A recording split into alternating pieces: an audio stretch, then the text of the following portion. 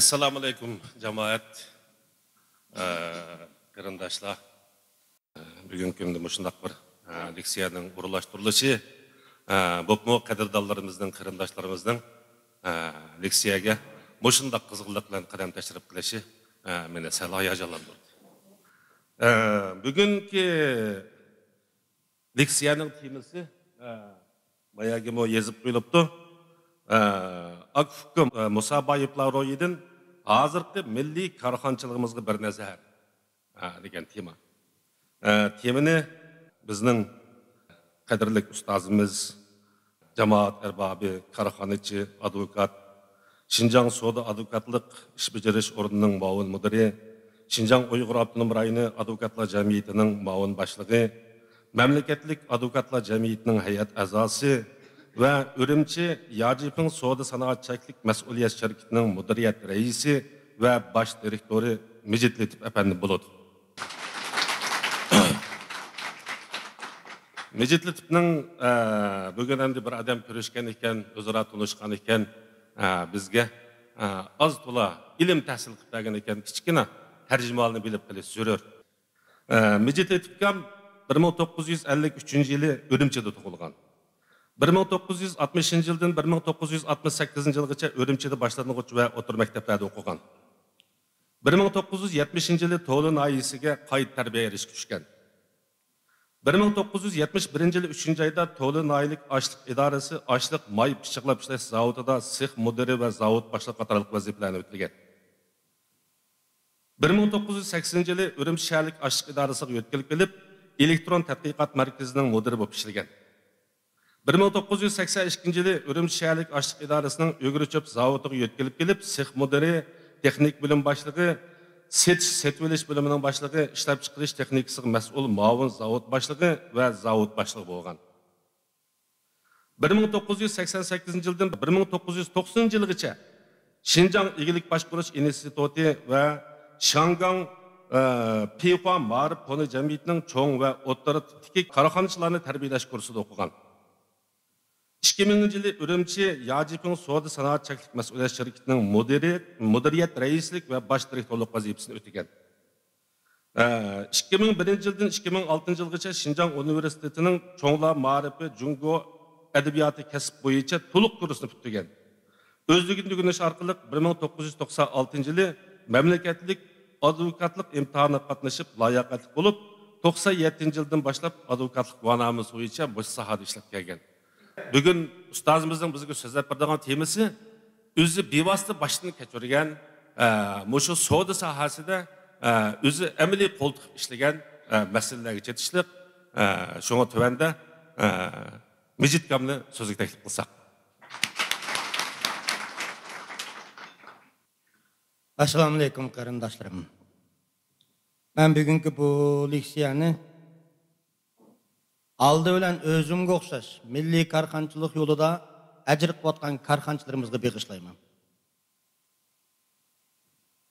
Bugungi bu temada Akfukum Musa Bayıplar ro'yidan va hozirgi milliy korxonchiligimizga bir nazar degan tema ustida leksiya so'zlayman. Buni asosligi 3 bo'lakka bo'ldim cho'ng jihatdan. Birisi Akfukum Musa Bayıplarninki dal shu egilik tiklash vaqtidagi Şinjanga ta'sir ko'rsatayotgan xalqaro ve ishki vaziyat to'g'risida. Chunki shu vaqtdagi muhit haqida tushunish bo'lmagan chaqda boshqa narsalar haqida kirishda qiyinchilik uchraymiz. Ikkinchisiga Akfukum Musa Bayıplarning shu egilik tiklash jarayonidagi bo'pmi Edikon qurum zavodni chet eldan kelib qurib yo'lga sog'ich bo'lgan jarayonidagi 5 yildan o'tgan sarguzashtlar. Üçüncüsü, bularning sarguzashtisini hozirgi milliy korxonchiligimizga, ya'ni ro'yitimizga berib silishtirilgan holda berdiğin özümden fikrim. Bundan top-to'g'ri 103 yıl ilgari ana yurtimiz en suyumlik yerlerden birisi bo'lgan G'o'ljada bir cho'ng yangilik bo'lgan. U bo'lsin boshqa narsa emas, Akfukum Musa Bayıplarninki chet eldan olib kirgan ko'n xurum zavodda ishga tushib güdük sadasini yangratgan. Endi bu yangraq bir güdük sadası degan vaqtda faqat bir zavodning güdük sadası bo'lib qolmasdan bu bir bütün milletimizning, diyarimizninki hamma yerini zilzilga keltiradigan ahamiyatga ega güdük sadası. Yani 20. asrning dastlabki qismida, yani 19 asırның ақырлардан башлап 20 asırның дәслап қысмында районымызда һәм милли уйғыныш. Бопмы? Марипчылықныңки бықланған, еңі заман марip оқытышныңки ұйғырлар диярға кіріп келген дәвір опта санылудың. Әнді мұшу вақытта Акүкү Мұсабаевларныңки әнді дәвірдің халқыған алды ке, өзініңки жырақны көрерлігі білән, чәтелдің шында илғар зауытын әп келіп, мұш елі диярының әнтайын қиын мұйттасы да шында зауытын құрышны, ирады қығалығының өзіні біз азыр тәсәвір қымықсыз интайын тәс. Әнді Аптым райымыздыңки болсын, мәмлекетімізді olsun. Әнді мұшу партийніңки 11-ci құрылтай, 3-ci umumjığından keyin İslahat Echevitishning baharda hamda milliy korxonachilimiz burungi tarixda bo'lmagan bir fursatga erishdi va u bix urib rayonimizning ham yerda hozir o'zining natijasini va unumini ko'kitib o'tirdi. Ana milliy korxonchilik demaklikdan bu naytı bir oddiy atalg'uda qilgan bilan bir millatningki bir butun tarixida uning tutgan o'rnini uncha oddiy chaqlaydigan masala emas. Korxonchilarimizningki hozirgi mush korxonchilikning mush altida va bundan keyingi altida va bundan ilgirki altida uchrayotgan qanchalik qiyinchilik borligini men o'zim bir korxonchi bo'lish, beshimdan shuni o'tkazgan odam bo'lish bilan yaxshi bilaman. Shunga endi hozirgi mush korxonchilarimizning o'zidimi uchrayotgan qiyinchilik va bundan keyin uchraydigan qiyinchiliklarni o'ylaganimizda Akүкү Мұсабаевларның ayni vaqtga uchirgan shu qiyinchiliklarini selishtirsak, yana bu ish nima emas. Shunga biz endi mush hukumatningki, yani davlatimizningki echivitish siyosati jihatdan naytı çoğun ilgirleşler kolga geldi diyen bilen mutan şunu olan bir gün nurgun yetersizliklemen var. Yani milletimizin özünün elbetken çağda bizde tarihten sanatlaşken millet emez. Milletimizde sanatka, karxançılıkla boğan tonuşu tehi yitilgen millet emez. Milletimizde nakşı usul bolsa, yakşı bir obdan nim bolsa, onu tonuyduğun adam intayın köp. Lekin karxançılarımızga boğan, ulağı düşünüş, ulağının derdi yetiş, ulağının cemiyette milletimizge kökütü atkan təsirini әһмиетін düşünüş cəhətdə bizdə bu an ictimai sübutda yetilgan milletimiz şəkillengen yok. Obdan bir etot etip birdiğen, yakı bir bir nakşçı bolsa, həmmiyət onun sadasını anlayalayımız, karxançının derdini hiç kim almaydıgan derecede bazı ahvallarda. Endi bu, yalnızda bizde emez. Cemiyet terakkiyatı, yani sanatlaşış jarayonida bu nurgun milletlerde bolu yutilgan. Endi muş anını yetildiriş, mesleğini yapıldıklarını aytkan çağda 100 profesör yetildirişten bir karxançı yetildirme kıyın degen sözünü işiltiri yapıldıklar. Çünkü ular şu sanatlaşışın beşini ötkeldiği için onun ehmiyetini ve kadriyetini düşünüdü. Lekin biz şu basmışın tek beşimizin ötküzme geldiğimiz için onun kıymetini düşemeyiz.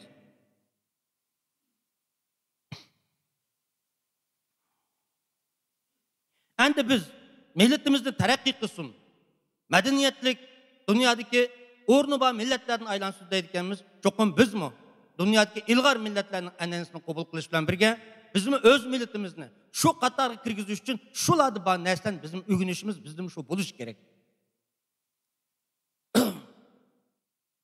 En Akүкү Мұсабаевларны aytgan chaqda buningdan 100 yildan ortiq vaqt ilgirlar dal mush nuqtani to'g'ri tunib yetganlikdan tavakkülchilik ro'yi bilan Akүкү Мұсабаевлар Yevropadagi eng ilg'or uskunni bizniki eng qalaqyaga kelib shu zavodni qura olgan. Shuning uchun bugungi temininki 5-lamingni diqqat qilsanglar Akүкү Мұсабаевлар ro'ydan degan so'z bor. Ro'q bunday kuchli narsa. O vaqtda temamning oxir tarafida maqsad to'xtalib o'timi. Endi ikkinchi bu yuqoridagi so'zimni boshlayotgandan keyin hamda o'tadiganim rasmiy Akүкү Мұсабаевларningki eglik tiklash shu jarayonni qarta bir nazar ag'dirmoqchiman. Buningki birinchisi Akүкү Мұсабаевларning eglik tiklash mezgildagi davlatimizning ichi va sirtidagi Şinjanga ta'sir ko'rsatilgan masalalar to'g'risida. Buningda endi 1976 yildan 1850 yil bo'lgan Yevropada sanoat inqilobi bo'ldi. Bu sanoat inqilobining tez taraqqiyoti butun Yevropaningki ijtimoiy, iqtisodiy muhitini ham zo'r o'zgarish olib keldi. Bu sanoat inqilobining taraqqiyoti tabiiyki ayni vaqtdagi qaloq ishlab chiqarish ilg'or ishlab chiqarishga, odat qo'l hunarvanchilikni zamonaviy texnikaga o'zgartirdi. Bunda bo'lgan vaqtda Britaniya imperiyasi markaz qilgan Yevropani aytgan chaqda ayni vaqtdagi bu xil ishlab chiqarish tabiiyki ishlab chiqarish o'chiqchig'ini keltirib chiqardi. Onu apırıp setiş gerek. Şunun bilan birge bu işlep çıkış kapalat kıldıgan ham eşyany sırttan hem ep keliş gerek. Bunun için qanday qilish gerek? Başkalarının bazarını içiş gerek. Şu vaqtda o özniki iqtisadi önüm menfaatini yetkizish bilan birge o iqtisadi ve texnik aşqandan keyin tabii Britaniya imperiyasi hem dünyadagi kuchlik harbiy davlatga ham aylangan. Şunu o sırtqı qarta kengeyishib baqa vaqtda hatta bu tarafdan bizning Jungo'gum hammamiz bilamiz 1840-yılı Jungo'nun feodal derbasını top Amerika bilan açqan. Ondan başka Şinjan'ın etrafındaki Hindistan, aynı vaqtda Hindistan bu tek Pakistan bilinmegen, bular 1947-yılı bölündü. Onda ilgiri bu ikisi bir devlet bolgan. Hindistan, Afganistan'ga Britaniya imperiyasi özününki ta'sir dairasiga kirgizib bolgan. Çar-Rusiya imperiyasining 1861-yılı yanchilik tuzumini bekor qilgandan keyin ular nima qildi? Sanoatlashni tezlatishni orqali bu mu o'ziga keraklik zimin, ya'ni bozor egallash uchun sharqqa qarta kengayishni yapadi. 1865-yılı Çar-Rusiya imperiyasi Qo'qon xonligini besib oldi. Yani hozirgi O'zbekistonningki Andijonning yenidagi bir shahar shu vaqt Qo'qon xonligi. Xudoyorxon harbiy jihatda bardoshlik beramaganlikda kelishim tuzib Çar-Rusiyaga beqindi. Aqidin Xiva xonligi va ondan boshqa Buxoro amirligini barbod qilib, O'rta Osiyodan Jiroq sharqgacha bo'lgan rayonni Rossiya imperiyasi, Çar-Rusiya podshosi o'zining ta'sir doirasiga oldi. Hindistondan alqib o'tgan Britaniyaning kuchi bo'lsa, sharq tarafdan aylanib kelib Jungo'ning Guangzhou, Tianjin portiga kirish orqali Çin hokimiyatiga og'ir xavf yetkazdi. Shu vaqtda Çin hokimiyati ichida militaristlar urushining kuchayishi bilan Şinjanga bo'lgan ta'sir kuchi yetishamay qoldi. Biri ayni vaqtda ikki o'lka bilan Şinjanning o'ttirishidagi qatnashning qiyinchiligi, uzun vaqtlik bu yerdagi qatnashni ilvatqa vaqtda Şinjanga o'tmakning qiyinlik sababidan ham sharq tarafda chet el imperiyasining besishi bilan Çin hokimiyati Manchun sulolasi Şinjanga o'z qarta to'liq huquqini yurgizishdan ojiz qolgan vaqtda 1871-yılı Qo'qondan chiqqan, ya'ni ayni vaqtda Qashqarga tayinlagan Buzruk xo'jaga agishib kelgan Yaqub Bey Şinjangda o'zining ta'sirini harbiy kuchini turg'izdi. O Britaniya imperiyasi va Osmanlı imperiyasining yurishi bilan Şinjangda 7 shaharni bu tarafda shimol tarafda mandashqichi bo'lgan doira Janubiy Şinjang va Turpan tarafining hammasini o'zining birlikka keltirish orqali 7 shahar Yaqub Bey badavlat davlatini qurib, o'zining hokimiyatini yurgizdi. Shu vaqtda Rossiyaning qo'llashi bilan Manchun askari Şinjang qarta yurish qilib 1882-yılı Şinjangga keldik, 84-yılı Şinjang degan o'lkani qurib, mamlaketimizning ayrilmas bir qismiga qaytirib keldi. Yani chet el jahongirligi Yaqub Bekning qo'ldan uni tatib olib keldik. Mush jarayonda Şinjang kelgan vaqtda bu atrofdagi muhitda Şinjang nayt muhim bir o'ringa aylanib qolgan. Biri Hindiston, Pokiston, Afg'oniston asos qilgan Britaniya imperiyasining ko'zdikiga yeri Şinjang. Bu tarafdan O'rta Osiyo, O'zbekiston, hozir Qozog'iston bu taraflarni besib olgan Çar-Rusiyaning ko'zdikiga yeri Şinjang. Şinjang strategik muhim o'ringa joylashgan sufati bilan jahongirlarniki talash tatishda qiziqadigan issiq nuqtaga aylangan. Endi Şinjangniki mushundaq ojiz turgan davlat, ya'ni Manchun hokimiyati Şinjang qarta o'zining qo'g'dash imkoniyati va kuchi yetersizligidan 1851-yildan boshlab Çar-Rusiya imperiyasi Şinjang qarta talon-tarojlikni yo'l qo'ygan. Buningdan eng kuchliklaridan birisi 1881-yilda tuzilgan Çar-Rusiya va Manchu xalqi o'rtasida tuzilgan El shartnomasi. Bu shartnomadagi asosiy mazmun Şinjangdagi yerlik millatlarning manfaatini qurbon qilish oldiga tuzilgan bir vatan sotqish shartnoma. Yani bu shartnomada Çar-Rusiyaningki Şinjangda 5 yerda konsul qurishiga ruxsat qilingan. Bu 51-yilgi nizomda tuzilgan.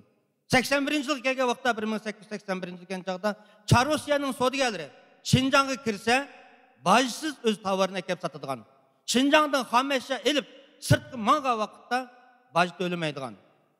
Bu xil imkoniyat imtiyozdan erishganning sirtida bu chet el savdogarlari o'zining 5 yerdagi konsul orqali nimaga erishdi? Şu vaqtdagi telegraf yo'l qo'yilganlikdan uchur orqali erishganning sirtida Davgan bankasini qurib, bu yerdagi pul muomalini ham kontrolga oladi. Buningda eng og'ir badal to'laydigani kim desa, Şinjangdagi dal Uyg'urlarning markaz qilgan oz sonliq millatlar.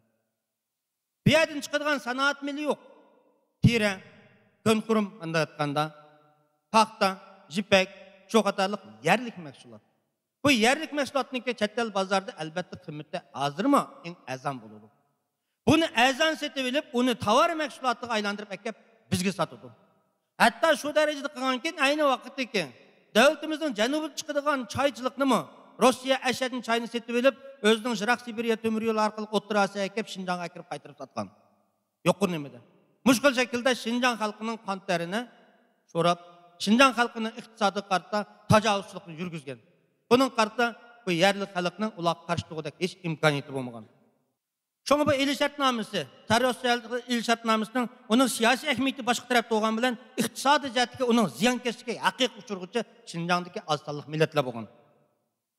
Adi mushundaq talang taraj qılıp atkan çağda Şimal Şinjang taraftaki asasy sod ilini merkezge gayat bolsa, bunu Akbuku Musa Bayiplar bu yerdik asasy sodga şu vaqtki ticaretçiler içinde çoğ ticaret hesaplangan.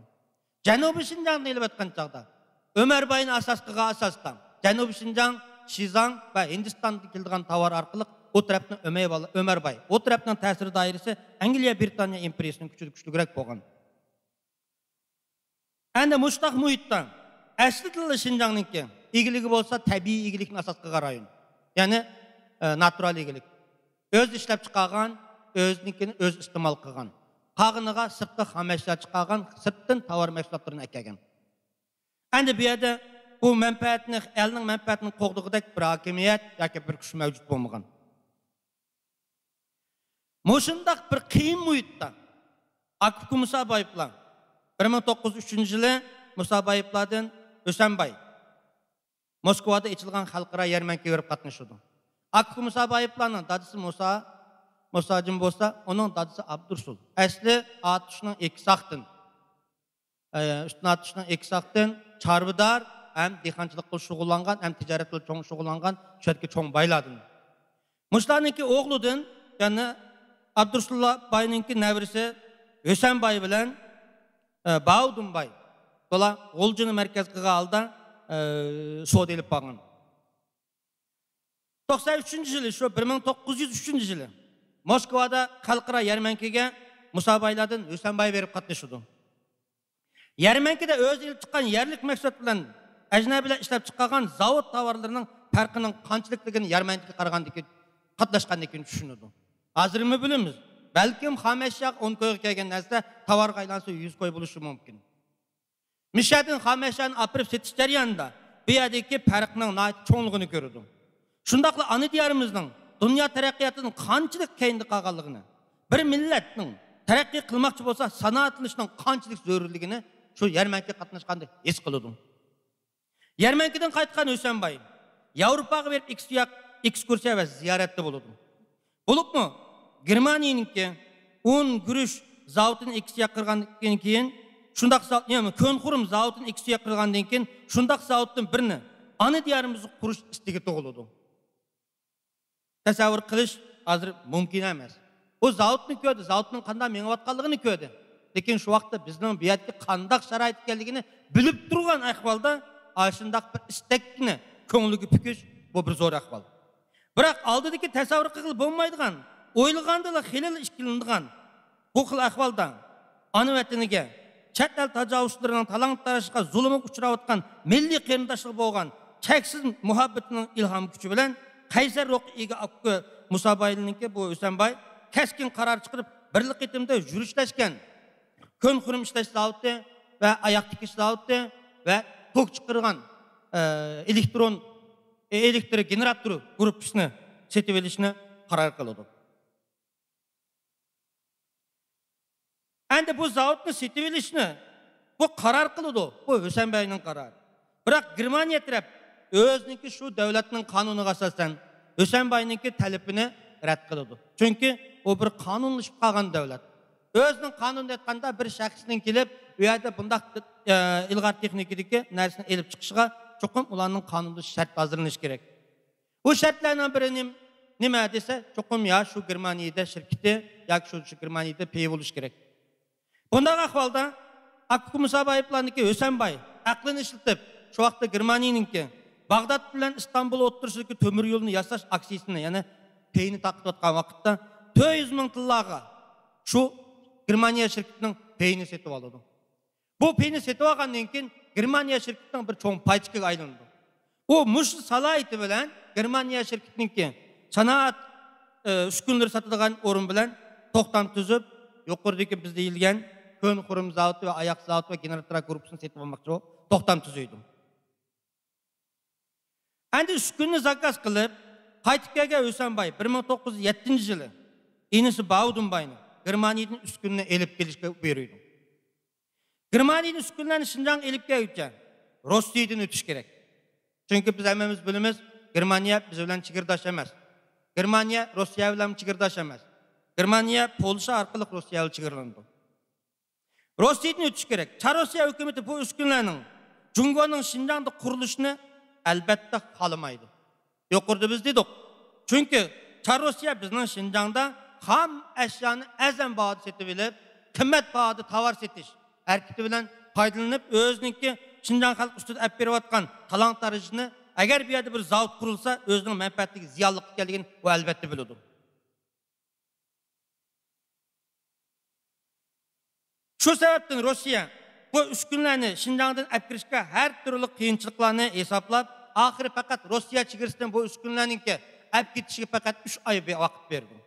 Aslında bu üskünlerini bir yerden ep gitişke ruhsat mı vermegen? Şu vakitte Baudunbay Moskva Peterburg'daki Manchu Hanlıqınınki yana Jungo'nunki Peterburg'daki konsulunu izleş arkalık 1881 yıl tüzülgen kelişim namında.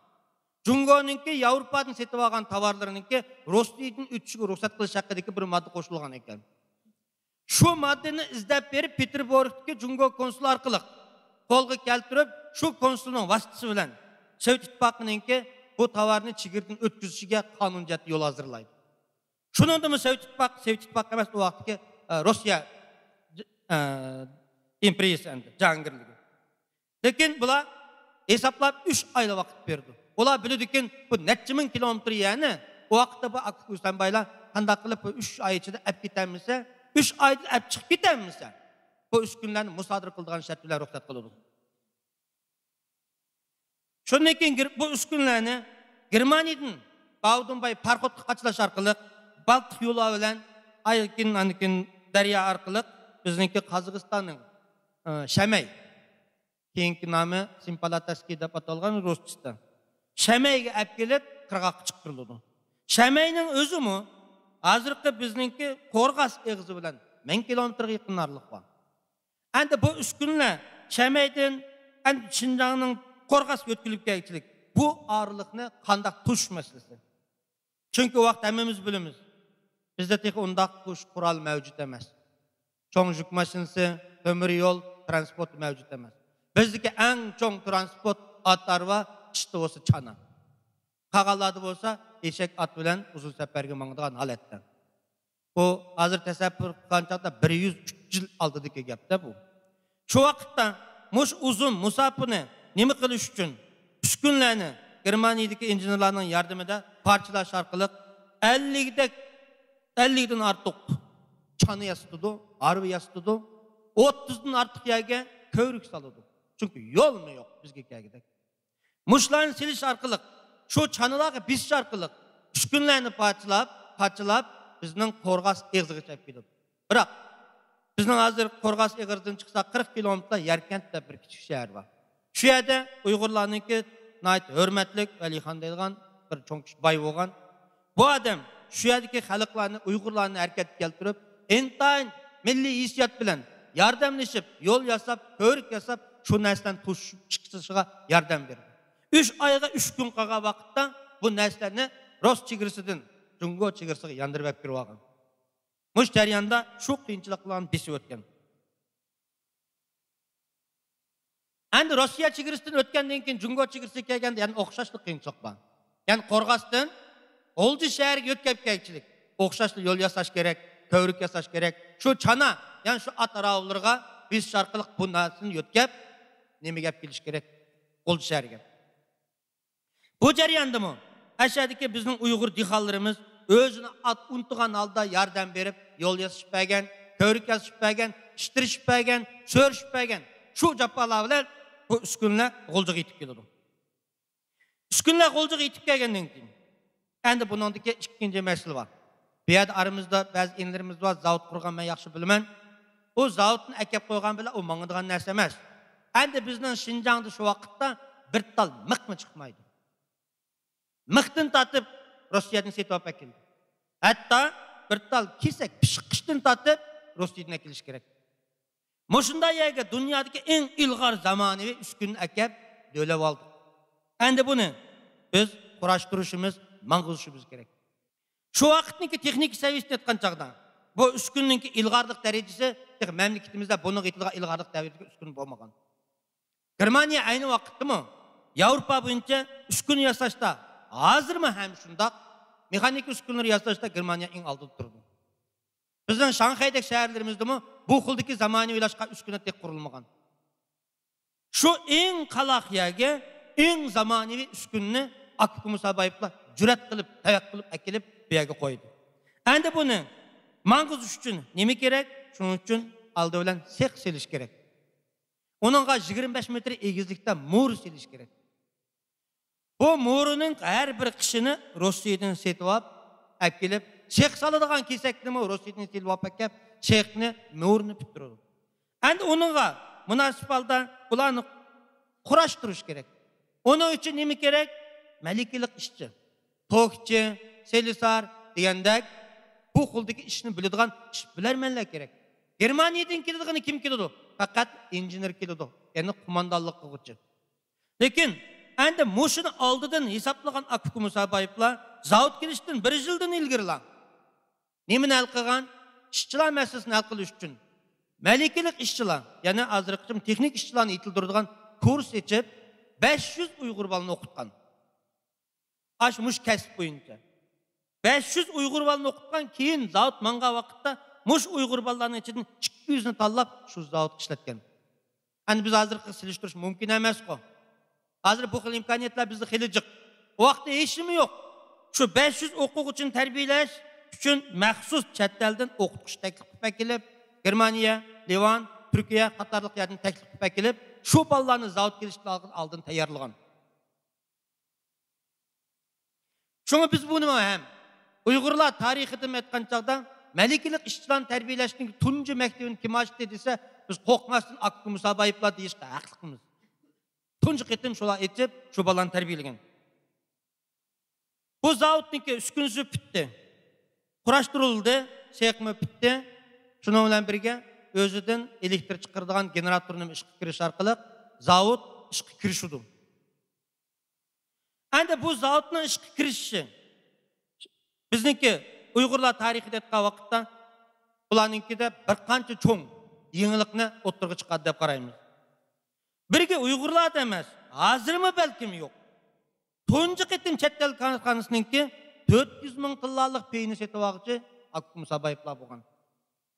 Chet el korxonasiniki peyni setib, ben aksiyasini setib olgan. Ya'ni buningdan 100 necha yil ilgari şundaq cüret bilen şu pulunu çıkım kılalaşta nemini gözlep oturdu. Biz temimizden ayıgıda bunun cevabı özüne işledi. İkincisi yukarı üskünlerini 500 ming tillağı setip aldı. Pul yetmegen vakitte hatta şu vakitteki kolcudaki mençin tarafımı hem pul qarız edip durup kıldı bunu. Şu vakitte biz şu devirde 500 ming tillalık en zamanıvi üskürünü setip algan, Cungo'da mı yok en ilgar üskürünü setip algan bizning o'g'illarimiz. Ya'ni setib olgan chaqda qandaq o'ringa setib olib bordi, yuqorida tarbiyalab o'tdik. Onda boshqa 1905-yili Akif Musaboyevlar Birodarlar shirkatini qurib chiqqan. Endi buningda inqilob xarakterlik bir ish deyishga to'g'ri keladi. Nima uchun desa, hozirning o'zidimi undaq hamkorlashib shirkat qurayotgan Uyg'urlar menimcha ko'p emas. Köpünç hemkarlaşkanlar mağlubiyetlerin ahırlaşkan ahval köpürek. Ben karxanaçılıktan çıkkandan keyin hem advokat bolganlıktan bu taraftan meni izlep keldiganlar köpürek maslahat berish jarayonida hech qilmam. Şu vaqtning o'zida hamkorlashni yo'lga qo'ya olgan. Ana biz hozir qonun jihatdan aytgan shirkatni ikki cho'ng turga ayiramiz. Pay shirkati va paychiqlar asdorlik shirkati. Cheklik mas'uliyat asdorlik shirkati. Bu ikki shirkatning xarakteri o'xshamaydi. Kanzuçu Yuşan Jarın Gongsu deydi. Bizden hazır Uygurlarda tek pay şirketi kurganlar yok. Pay şirketi olsa базақ акциясын шығара алған şirketini pay şirketi деп қараймыз. Акциясын шығарамаған çeklik məsuliyyət şirketi. Әнді бұл çeklik məsuliyyət şirketinin отырғы çıkışıdır mı? Onun mu tarihi болған? Дәшілап bunu отырғы çıkan yani Angliya. Angliya'nın әміміз біліміз Aral dövləti. Aral dövlətində sanaat tərəqqi qılıb, iqtisadi abrot tezlənген vaqtda nurgun baylar отырғы çıxdı. Baylar отырғы çıxan hər bir bay Aral dövlətindəki məhsulatını sırtqa çıxıb setiş, yoki sırtdan akirish uchun ular paraxotga muhtoj. Hər birisi özünün paraxotini setib oladi. Biroq bir bayning bir paraxoti dengizda bo'ron uchirib cho'kib ketsa, bir bay vayron bo'ladi. Qayta buniga bu zarbi tegib olgandan keyin ular cheklik mas'uliyat shirkatini o'ylab topgan. Nima desa, yolg'iz bay o'zi bir paraxot setib olsa, u cho'kib ketadi ekan. Biz 5-10 bay birlashib bir shirkat quraylik. Her qaysimiz özümüzden hassi boyunca menfaatga ve xatarga yuzlanaylik. Deyish bilan bu baylar paraxotlarni birlikka keltirib shirkat tushuna olgandan keyin bir paraxot cho'kib ketsa, yana 9 paraxot va 10 birlashgan bo'lsa, bu bay vayron bo'lmaydi. Bu bir tarafi bo'lsa, xatar kamaytirildi. Ikkinchi birisi, asldan chechilib turgan mablag'ni cheklik mas'uliyat sirtiga jiqqan vaqtda bu zo'r kuch shakllandi. Birisida 1 million bo'lsa, onu bir yerga kelgancha 10 million. 10 millionlik kuchni bozorga kirgan 1 millionlik kuch kichigini yeb yutadi cho'qim. Shuning uchun bular o'ziniki shu vaqtdagi ehtiyojidan cheklik mas'uliyat shirkatini qurib, dunyoda hozirgachilik bu anjiz davom qilib kelyapti. Buni hozirgacha davom qilib sababi dal yuqorqi afzalligidan. Shu vaqtning o'z Akku Musabayevlar birodarlar shirkatini qurishning o'zi şu vaqtga Uyg'ur jamiyatiga nisbatan aytganda bir inqilob xarakterlik ish. Bu Akku Musabayevlarningki yana bir cho'ng ahvoli. Endi shu vaqtdagi Uyg'urlar jamiyatiga nazorat qilsak, aslida biz tabiiy egilik, ya'ni dehqonchilik, chorvachilik, yezich dehqonchilik qilamiz, kishi chiqanlaylarni aytib yotimiz, halqi bug'doyni yeb tugatdi. Chunki bizda ochiqib almashtirish yo'q. Eşipkesi şun teri paxtını satqı satımız qalaz. Muşundaq bir igilikni, bir milletine muşqildiki karakterlengen igiligini, baza igilikiga yötkigen adam kim o dese Akku Musabayevlarni ig'izgamay turamaymiz. Çünkü bu kapital igilikini amalga oshirdi. Bu tovar setib olib, uni ishlab chiqarish orqali tovar qilib, xomashyo setib olib, ishlab chiqarib tovarga aylantirib setish. Bu bir jamiyat taraqqiyotini aytgan chog'da feodal igilik, kapital igilik degan chog'da bir davr alqilgan igilik bo'ladi. Akku Musabayevlar bu zavodni qurish orqali Uyg'urlar tarixida tunji qitim mushu bir cho'ng sakrashni, ya'ni bir davrning yengilishini keltirib chiqargan.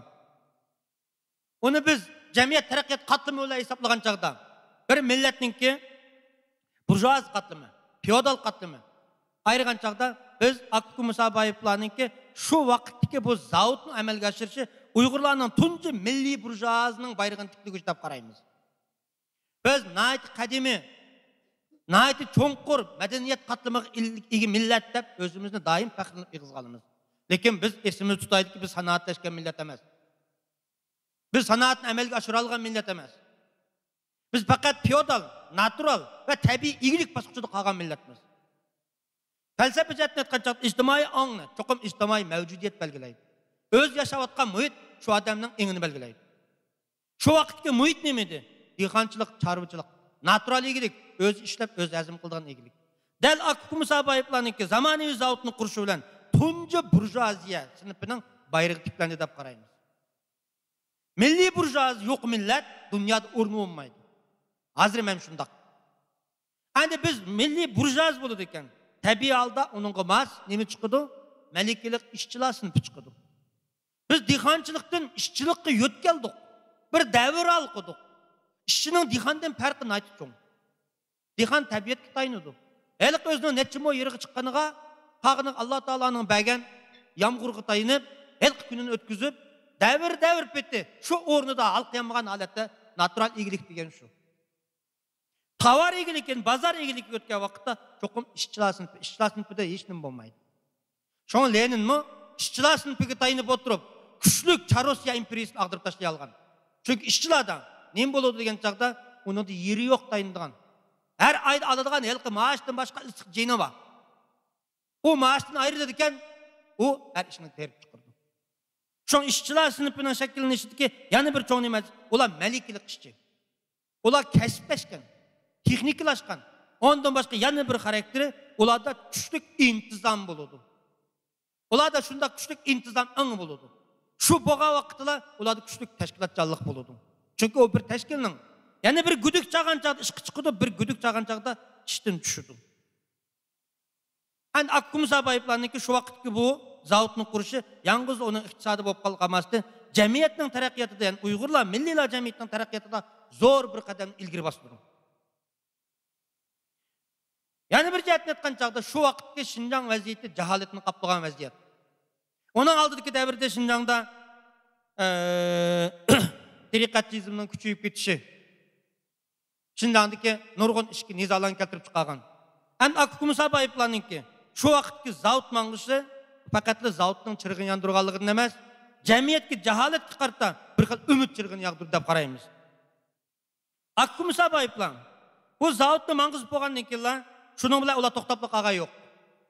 Ular zavutni mangizgandan keyin şu zavutning mahsulotlarini qo'shib ishlab chiqaradigan turlarga ayrishdimi zo'r to'pib qo'shgan. Ya'ni o vaqtda Tataristonning Qozondan Abistay qatorliq ayolni chaqirib, 4 ayolni chaqirib kelib, ayollarning hunar san'at maktabini qurib chiqqan. Ya'ni ularga yağlıq to'qiydigan, paypoq to'qiydigan, shuningga o'xshash kechda ishlaydigan qo'l hunarvanchiliklarni taklif qilib kelib, shularni o'gitib, shularni ham o'ziga tushliq bir kasb bilan shug'ullangan imkoniyatga kiritgan bilan birga ayollarimizning ozodligidimi zo'r rol o'ynagan. Shuning bilan birga Akkumsa bayıplan zavutni mangizish uchun, aloqani tezlatish uchun tunji qitimliq telefonni zavut bilan tang olib kelib, o'zining uyi, zavutning sektori aloqasida telefonni o'rnatgan. Ayni vaqtda bu xil qurol avtonom rayimizga qadam bosmagan. Bu Akkumsa bayıplarning olib kelgan cho'ng bir yengilligi. Ya'ni bu bir texnik